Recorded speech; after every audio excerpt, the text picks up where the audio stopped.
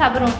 Pakistan people's party के chairman Bilawal Bhutto Zardari चयो आहे त हाणे हुकूमत जो मुक़ाबिलो न तपेदार सां आहे न वरी मौलाना सां, पर नाअहल हुकूमत जो हाणे मुक़ाबिलो सिर्फ़ जियालनि सां आहे। पाकिस्तान तहरीक इंसाफ़ हुकूमत जो मुक़ाबिलो सिर्फ़ पीपुल्स पार्टी ई करे सघे थी। सखर में कारकुननि खे ख़िताब कंदे बिलावल भुट्टो चयो त पीपी जमहूरियत जे लाइ क़ुर्बानी ॾिनी। पीपुल्स पार्टी हमेशह ग़रीब अवाम जो साथ ॾिनो। पीपुल्स पार्टी हमेशह हारियुनि जो ख़्यालु रखियो। पीपी चेयरमैन चयो त तहरीक इंसाफ़ जी हुकूमत अवाम खे तकलीफ़ूं ॾिनियूं। तहरीक इंसाफ़ जी आख़िरी हुकूमत आहे।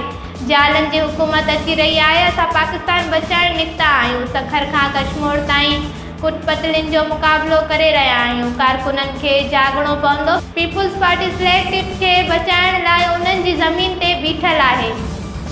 मुरीद शाह शहर में बिजली जी हथरादो लोड शेडिंग सबबि शहरी सख़्तु परेशान थी विया आहिनि। शहरीन चयो त मुरीद शाह शहर में सेप्को जा अमलदार बिना जवाज़ जे कलाकनि जा कलाक हथरादो लोड शेडिंग ॼाणाए बिजली बंदि कनि था। हुननि चयो त बिजली न हुजण करे असांजो कारोबार मुतासिर थी रहियो आहे। इलाइक़े वासी तोड़े शहरीन वफ़ाक़ खां मुतालबो कंदे चयो त खुदारा असांजे शहर में बिजली जी हथरादो लोड शेडिंग ख़तमु करे असां मां बेचैनी ख़तमु कई वञे, न त ॿी सूरत में सख़्तु एहतजाज कयो वेंदो।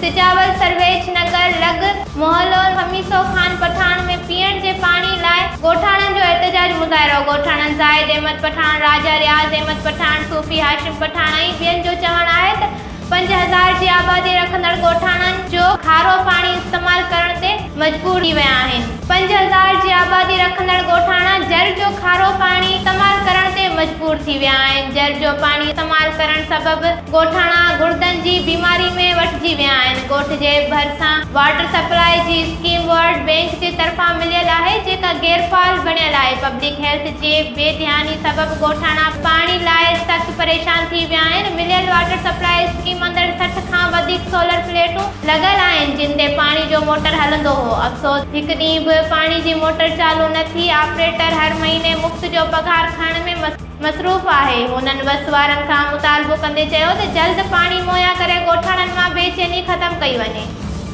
ॾेई थाणे जी हद में टंडो जाम मोहम्मद रोड ते सूरहडी मोड़ ते रिक्शा ड्राइवर सिकंदर खासकेली खां ॾींहुं ॾिठे जो नामालूम फ़ौरन खां रिक्शो ऐं रोक रक़म फुर करण जी कोशिश। रिक्शा ड्राइवर मुड़सी करे हिकु फ़ौरू राणो भील खे सोगो करे वरितो। ॻोठाणनि सोगो थियल फ़ौरू पुलिस हवाले करे छॾियो। ॿिया फ़ौरू फरार थियण में कामयाब थी विया। ॾेई पुलिस पारां वाक़े जी तस्दीक कंदे चयो आहे त असां जांच करे रहिया आहियूं। जल्द फरार थियल फ़ौरू गिरफ़्तार कया वेंदा। अडेरो लाल स्टेशन लॻोट म्यांदाद साहवाल भरिसां मीरल खोसो में ओद बिरादरी जे घरनि खे बाहि लॻी वई आहे। बाहि चुल्ह जी चिणिंग सबबि लॻी, जंहिं सबबि विसायो ओद ऐं सूफ़ ओद जा घर सड़ी रख थी विया। मुतासिर खुलियल आसमान हेठि वेठल विसायो ओद ऐं सूफ़ ओद ॿुधायो त घरनि में पयल रोक रक़म अनाज कपिड़ा हंध बिस्तरा ऐं खटूं सड़ी विया आहिनि। बस वारा मदद कनि।